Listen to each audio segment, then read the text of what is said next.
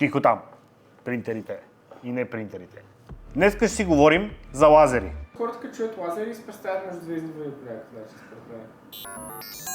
Не тези лазери, а за такива лазери, с които може да режете и да гравирате различни материали и да създавате готини неща. Здравейте, аз съм Тодор от Резонатор и днешната тема е лазери, по-специално този лазер, който сега ще ви покажа и ще ви покажа какво може да правите в домашни условия сравнително лесно и бързо с една подобна машина. Преди да започнем, е добре да засегнем темата за безопасността. Този по-специално лазер, който ще покажем днес, е изключително безопасен. Няма как да се нараните, ако не действате глупаво. Единствено и само трябва да подчертаем, че по време на работа с лазера, тук отзад има един комин, който по време на работа трябва да е свързан с вентилационната система, която изкарва въздуха от помещението, или трябва да е на открито в единия вариант и да имате много добра вентилация. Това, което ще ви покажем днес, е този лазер, който е на производителя Flux, по-специално модела BIMO, който е най-малкият лазер от серията. Той е CO2. След малко ще ви разкажа какво точно е CO2 лазер, как се произвежда, какво се случва за да се получи лазера. Той е с работна площ 300 на 210 мм и тежи около 22 кг, което ви касае само ако ще трябва да го дигате. За да не пропусна нещо. CO2 лазер е лазер, който се произвежда от различни газове, които се възбуждат, енергизират от електричеството. Някакви неща, които нещо ви говорят и не ви говорят. Това е смес от CO2, въглероден диоксид, азот, хелий. Как работи? Има една малка намотка, кабелче, което като пуснем ток по нея, магнитното поле от тока възбужда азота, който вече в последствие възбужда молекулите на CO2 и те започват да луминесцират в инфрачервена светлина, която светлина са едни полупрозрачни огледалца, които започват да концентрират лазерния лъч до определена сила и с помощта на други огледалца, сега ще ви ги покажа след малко, с които насочваме вече този лазерен лъч и с едни лещи, с които го фокусираме в една много малка точка, с която малка точка лазерен лъч ние вече можем да режем или да гравираме. Силата на лазера идва от това с каква мощност ионизираме тези газове, или в нашия случай максималната мощност на лазера, който имаме тук, е 30 вата. Това е максималният лъч, който можем да произведем, което за CO2 лазер си е сравнително добър и стабилен лъч лазерен. С други думи, магия. Имаме пластмасов капак, който се отваря. Машината разбира кога е затворен, кога е отворен капака. Доста наподобява работата на 3D принтера. Имаме X и Y ос, така се вижда и се движи. Ето тук има един отвор, малък, от който излиза лазерния лъч и с помощта на огледалца, малки огледалца, едното ето тук, лазерният лъч излиза от тук, отразява се в това огледало и се отразява вече в обектива или лазерната глава. Тук също има едно малко огледалце и ето тук вече отдолу ни е обектива, с който ние събираме този лазерен сноп и го правим на много финна лазерна струя, да го наречеме. Поставяйки различни материали, дърво, примерно в този случай, движейки се по X и Y, лазера изрязва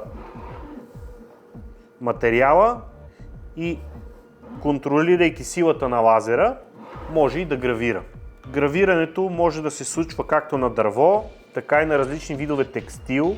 Ето тук може да го видите. На камък, бетон, гипс, такива малко по-твърди материали. Изключително добре се справя с пластмаси, плексигласи. Много добре реже плексиглас. Много е важно да подчертаем, че CO2 лазера, много добре реже, абсолютно прозрачен, ето такъв плексиглас. И много различни видове дървени материали, боядисани и небоядисани. Тук има една малка палитра от различни материали, с които можете да работите. Може да се гравира върху стъкло, ето е керамиката. Добре се справя и с някои видове метал, като тук в момента е алуминий. Тази машина е снабдена с един доста голям и удобен тъчскрин екран. Ето тук отгоре. Има application за телефон.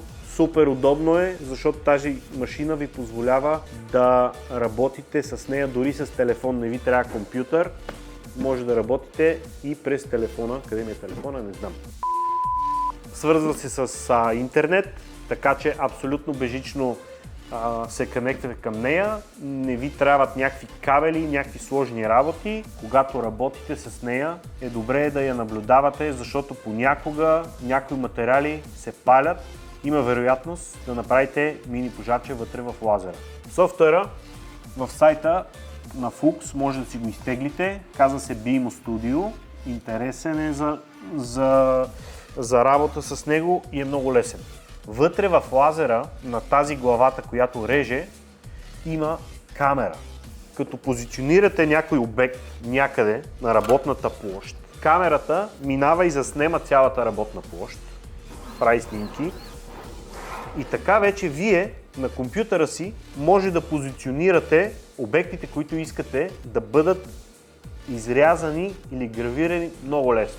Понеже лазера си има мини обективче, е много важно да се наглася фокусното разстояние на лазера. Какво означава това? Какви са тия фокусни разстояния? Когато сложиме материала, трябва да калибрираме обектива на едно определено разстояние, за да може лазерния лъч да е най-добре фокусиран в една точица. Как става?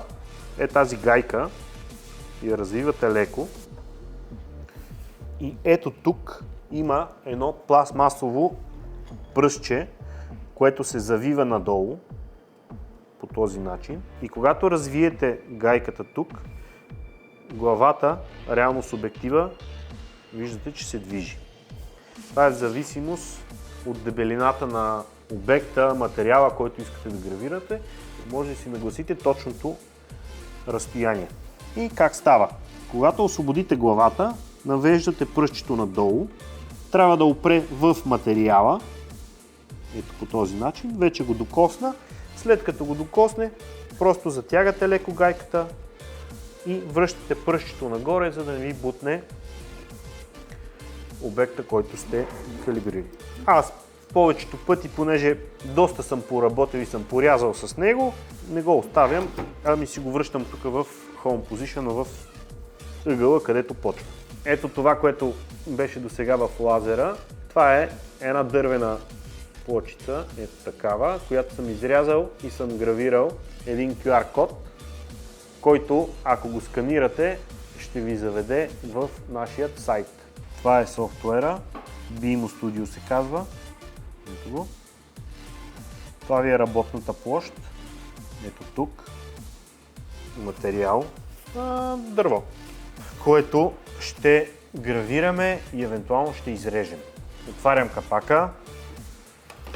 Връщам главата на лазера в позиция. Аз я нагласям така. Развиваме обективчето, пускаме пръстчето, нагласяме фокусното разстояние. Винаги не го забравяйте, го правете преди да започнете да работите. Още при поставянето на материала нагласете фокусното разстояние. Затваряме капака, защото не работи така или иначе и сега ще трябва наново да сканираме повърхността. Тук имате различни леери, ще ви покажа какво правят леерите. Тук имате камера, тази стрелка не знам още какво прави. С Image добавяте файловете, които искате да бъдат изработени, без значение рязане, гравиране. Имате тул за текст, и тул, който има някакви готови неща, декорирани, разни тук венци, някакви животни. Добре, да си изберем една снежинка, примерно. Ето ни е снежинка. Те са две, бе. Добре, с мишката може да си ги раздвижите по работния плод. Тук можете да ги увеличавате и да ги намалявате. Ако искате да направим една супер малка снежинка, да я гравираме на това дърво и да видите всъщност колко детайлено може да ви го направи. 20 на 20 мм, 2 см на 2 см. Така малка снежинка. Сега тук вече имаме леери. Тук на черната точка, ако цъкнете, може да си промените цвета на фигурите. При нас сега е беличко и какъвто и цвят да сложим, ще се вижда. Но, примерно, ако сложите черен материал и сложите черна фигура, нищо няма да видите. Тук може да смените цвета, така че да виждате фигурите и да може да ги позиционирате добре. Слизаме тук надолу. Имаме сила на лазера, power и скорост. Какво значи скорост? Каква е тази скорост? Скоростта, с която ще се движи лазерната глава. Повечето пъти ползваме готови пресети, които са за различните материали, в зависимост какво искаме да правим, дали ще режем или ще гравираме. Сега в момента имаме дърво, което искаме да гравираме.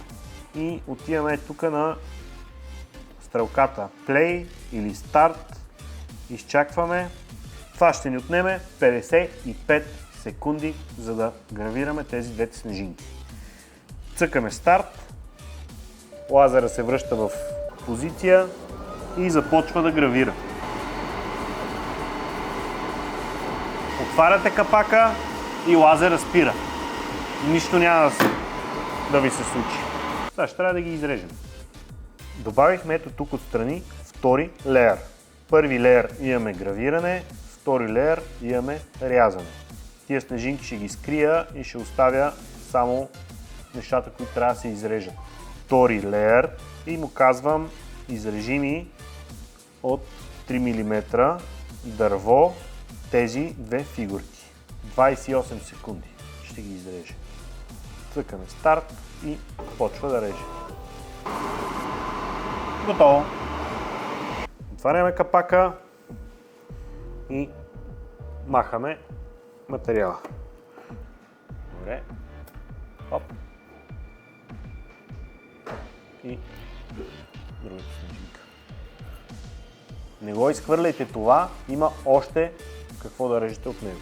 Това беше най-общо казано за този лазер. Ако ви е харесал, може би искате да си го купите, може да го намерите в описанието, в коментарите. Ще оставим линк към сайта, откъдето може да си го купите. Имайте предвид, че тази машина е абсолютно завършен продукт и цената е малко по-висока.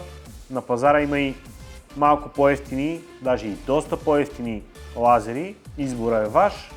Препоръчваме тази, понеже е изключително безопасна и много лесна за работа.